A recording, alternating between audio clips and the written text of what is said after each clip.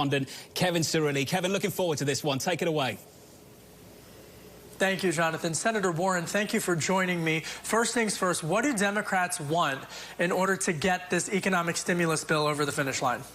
Okay, so part one is we want to make sure that we are investing in the health and safety of the American people. That means enough money going to hospitals and community health centers and that there's free testing for everyone. Part two, we want to make sure that money is going to the grassroots level. And that means expanded unemployment insurance so that we're covering gig workers and part-time workers and raising the amount. We need that money in people's pockets. We need cash in people's pockets. But also we need to be thinking about other ways to relieve the stress on families. Canceling student loan debt, for example, means a lot more money in the pockets of a lot of young people. Adding $200 a month to Social Security and disability payments for the next couple of years helps people who are living at the economic margin. But we want to make sure that's where help is going. Third one, we need to get relief out for small businesses. You know, these small businesses employ a lot of people, and right now they've been shut down, certainly through no fault of their own. They need help, and they need it fast. And then fourth, any kind of help that goes to the big industries has got to come with some strings attached, which means making sure that taxpayer dollars are not used just for stock buybacks and to make sure that that CEOs get their bonuses this year, but that it's really used to support payroll. That's what we want to see. Well, Senator, let me follow up on that fourth point that you made, because sure. I think that's based upon my reporting where a lot of the sticking points still lie. President Trump, for his part, has said he doesn't want to see stock buybacks either. But behind the scenes, when the sausage is getting made in this bill, can you get specific for me and for our audience on specifically, Senator, when it relates to that $500 billion for larger businesses, what you think needs to get changed in order for this to get voted on this evening? Sure, and I want to say I'm glad to hear that the president is in favor of some of the strings attached to this money.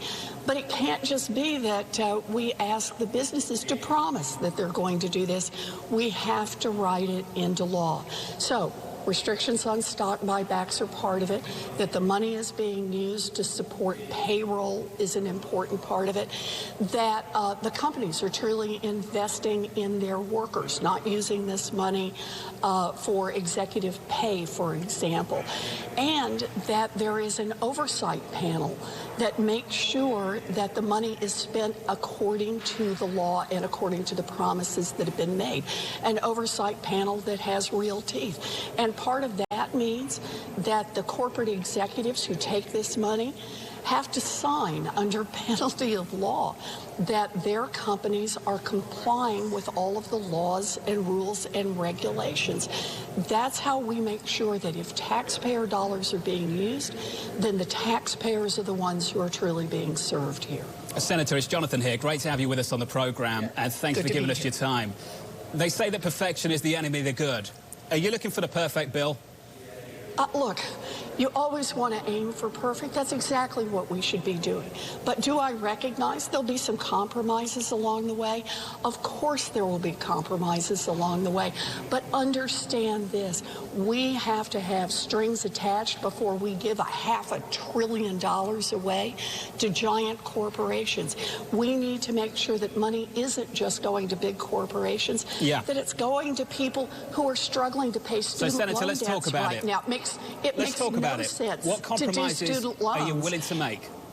Well, how about one on student loans? I'd like to see us forgive all of the debt on student loans. That's not a compromise. What compromise are you willing to make in the bill that's been put forward so far? If you'd let me finish. Sure. I would like to see all of the debt forgiven on student loans.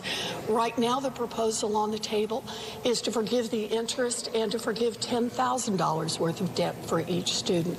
I could live with that. I think that's a good place for us to start, and it relieves the pressure on a lot of people who are living really close to the economic margin. The notion that the federal government should be out there squeezing dollars out of people who are losing their jobs, who are living in this time of economic uncertainty, makes no sense at all. It's harmful to the individuals and it's harmful to our economy. So I see a compromise there. Let's do that. Increasing payments on Social Security and disability. Look, I'd like to see them go even higher, but $200 a month every month for the next couple of years, that would lift more than 5 million people out of poverty. It would mean that seniors who are locked at home right now and have to use food delivery services and spend more on health care will at least have a little cushion in their budget. Those are the kinds of things I'd like to see us do, and I'm perfectly willing to compromise on the numbers. In fact, I think we've already done that.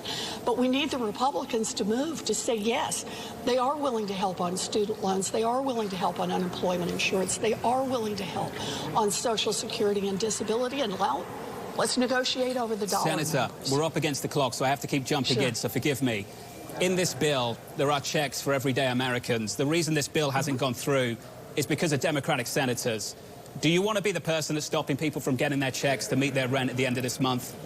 Excuse me, the reason this bill has not gone through is because of Republican senators and because of a Republican leadership that pretended to negotiate for 3 days with the Democrats and then at the end of that time basically introduced their own bill that did not have compromises and that did not make sure that the money is going down to the grassroots. Look, it's going to take people from both parties to get this through. Now, we've laid out what our principles are, and that is you can't give $500 billion to giant industry and not help people at the grassroots. So, Senator, why don't we strip out the bailout side of the bill, spend the rest of the week debating that, and then get through the rest and get it done quickly so people can actually receive some money? So I'd love to strip out the bailout part of the bill and just concentrate on student loans, unemployment insurance, on increasing Social Security, on getting help to small businesses, and on making sure we're getting the money to our hospitals and our testing facilities. I'm glad to do that, Bill. Let's do it right now. Can we strip out the payments, the checks to Americans, and can we do that today? Senator, I don't think there's enough urgency on Capitol Hill. I've been frustrated with this for weeks now on both sides of the aisle. You guys can get this done. The only thing stopping it from happening is yourselves on both sides of the aisles. And there's no point coming on the TV shows today on the networks and saying it's the Republicans' fault. Because you know what's happening on the other networks? It's the Democrats' fault. It's all of your fault. Get around the table, strip it out, pass the bill with the checks in so people can get those checks in 1 week, in 2 weeks' time. So I am glad to sit down and get money into the pockets of people right now. I think we can do that with cash. I think we can do that by cutting student loan payments. We can do that by expanding unemployment insurance, and we can do that by expanding Social Security. I've been talking about all 4 of these 4 weeks now. I have put forward those proposals. And right now, we don't have Republicans to negotiate with on those issues. They're not there. So you tell me what you want to do. You want to bring one on this program? That's fine with me. I will do just that, Senator. But this is the kind of thing that puts money directly into the hands of people who are suffering. I want to do that right now. I will stay here. I will work around the clock to make that happen. But we've got to keep the focus on money into the hands of people who are struggling right now. We are not going to rebuild this economy by putting a bunch of money at the top. We need that money going down. Senator, I totally agree. It needs to happen quickly. But let me tell you, we won't be playing the blame game and letting you guys dictate who is to blame. If you guys don't get this done, it's every single one of you that needs to be held responsible for it. Both parties, the whole of Washington. Senator Warren, great to catch up with you. And Bloomberg's Kevin Cirilli, thank you very much for joining us as well. Coming up on the program, the market moving event.